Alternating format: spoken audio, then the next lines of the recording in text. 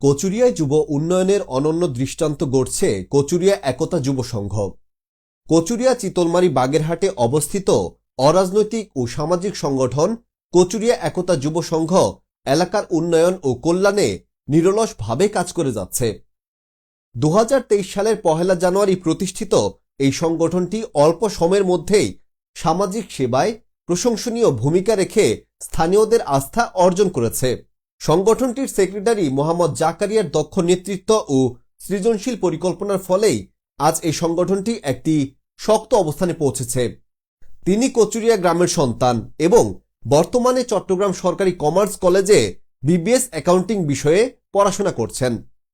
পড়াশোনার পাশাপাশি সমাজ সেবায় তার অদম্য আগ্রহ সত্যিই প্রশংসার যোগ্য।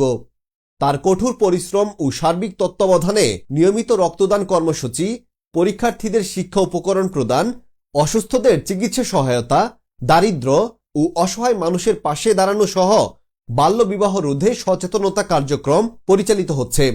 পাশাপাশি দরিদ্র পরিবারের বিবাহ অনুষ্ঠানে সহায়তাও দিয়ে থাকেন সংগঠনটি। যুব সমাজকে মানবিক কাজে উদ্বুদ্ধ করে এলাকার উন্নয়নে মোহাম্মদ জাকারিয়ার এই অবদান নিঃসন্দেহে অনুকরণীয়। তার নেতৃত্বে কচুরিয়া একতা যুব সংঘ ভবিষ্যতে আরও বৃহৎ পরিসরে সমাজ সেবার কাজ করবে এমন প্রত্যাশাই করছেন এলাকাবাসী।